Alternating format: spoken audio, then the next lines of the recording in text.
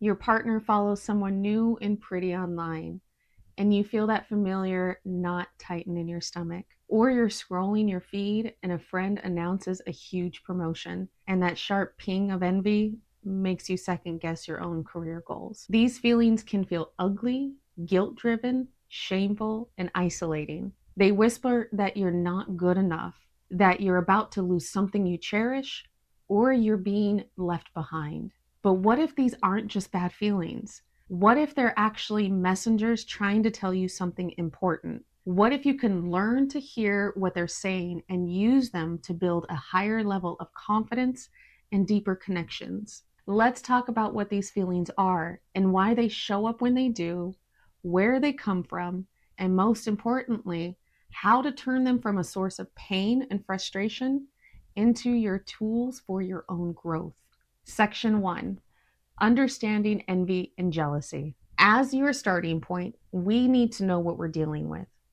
We often use envy and jealousy like they're the same thing, but to mental health professionals, they are actually two very different experiences. Here's an easy way to think about it. Jealousy is a three-person game. It's the fear of losing something you already have to someone else. You know that hot flash you get when your partner is a little too friendly with a coworker? That's jealousy. It's all about a perceived threat to a relationship you value, and it usually drags feelings of insecurity, anger, and fear of being abandoned along with it. Envy, on the other hand, is a two-person situation. It's your reaction to lacking something that somebody else has. You feel envy when your friend buys his first dream house. You feel envy when your colleague gets a promotion that you wanted. You want what they have, their success, their qualities, or their material items. While jealousy says, I'm afraid I'm going to lose you to someone else, envy says, I want what you have. The confusion happens because they show up together. You might be jealous of the attention your partner is giving someone else, and also envious of the person's confidence or physical looks. Figuring out which monster, envy or jealousy, is showing up is the first step because it tells you where to look in the real problem. Section 2: The why behind the sting. So, why do these emotions feel so potent and so physical?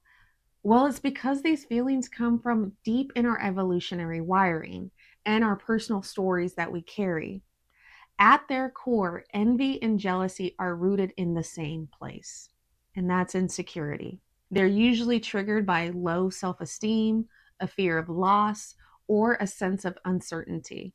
When you don't feel secure in your own worth, it's natural to see other people as a threat. Jealousy can flare up if a past betrayal, like being cheated on, has put you on high alert. Spending time with a new friend might feel dangerous, not because of what's happening now, but because it echoes a painful experience. Envy plays a similar game. It lives and breathes in comparison. When you see somebody else's highlight reel, it can feel like a spotlight on your own perceived failures, making you feel small or less than. This isn't just a you problem, it's a part of our old school survival wiring. For our ancestors, sizing each other up was a way to stay competitive and motivated to get more resources. But in our modern world, that instinct can get stuck in overdrive. It latches onto your deepest insecurities. The envy you feel over a friend's career may not be about them. It could be about your own private fears, about you feeling you haven't lived up to your potential. So that sting, it's a signal pointing right to a desire or an insecurity that needs your attention. Section 3: The modern minefield, social media. If our brains are already wired for comparison, then social media is like pouring gasoline onto the fire. Social media platforms can become breeding grounds for envy and jealousy, creating a gap between reality and the curated lives that we see online. So think about it. You're no longer just comparing yourself to your neighbor. You're comparing your real, messy, everyday life to the polished highlights and shorts of thousands of others. This creates a nonstop stream of what many call upward social comparisons, where we're always looking at people who seem to be doing, looking, or living better than us. This can spike relationship insecurity and dissatisfaction. Research has consistently shown a link between social media use and increased jealousy in relationships. Seeing your partner like someone else's photo or getting tagged in pictures from a party that you may have missed can spark up suspicion and mistrust, even when there's no reason for it. One research study found that about a quarter of adults in relationships felt that their partner's social media activity had created jealousy. And for younger couples, that number is even higher. The problem is that social media often gives us ambiguous information, and our insecure minds are experts at filling in blanks with the worst case scenario. This can create a toxic loop. You feel the spark of jealousy, so you start checking your partner's online activity, which only fuels more anxiety and jealousy. And it's not just about romance. Seeing friends consistently post about their perfect relationships, epic vacations, engagements, and career successes can fuel a deeper sense of envy, making you feel like your own life isn't measuring up. Section 4, the toolkit, your actionable strategies. Knowing the why is a huge step. Now for the how. So, step 1, get curious about your emotions. The next time you feel that twinge of jealousy or envy, don't just stew in it. Get curious. Ask yourself, what's really bothering you here? Journaling is a fantastic tool for this. Write down what you're feeling without judging it. Look at your words and see if you can answer this. Is it a fear of being left out, a feeling of inadequacy, a fear of potential pain? Tracing the emotion to its root helps you figure out what you truly need. You might find that jealousy over your partner talking to someone isn't about them, but about an old wound your past has never really dealt with. Maybe you're not really sure what you're feeling, or maybe you feel like you can't put your feelings into words. Try using my favorite tool, the emotional wheel. It takes broad emotions like sad, mad, or angry and helps you uncover what's really going on underneath. Check it out in the link in the description below. So, second, challenge your negative thoughts. Our minds have a negative bias. Our brains love evidence that confirms our fears. If you're afraid that your partner is losing interest, you're going to interpret everything through that lens. You have to actively fight back. When a thought like, he's definitely going to leave me for her, pops up, challenge it. Ask yourself, okay, where's the actual proof for that? And what's the evidence against it? Try replacing a fearful assumption with a more compassionate one, like, I trust my partner. This feeling is just fear. It's not a fact. Third, communicate with I statements. Bottling up feelings just makes them stronger, but how you communicate is what's most important.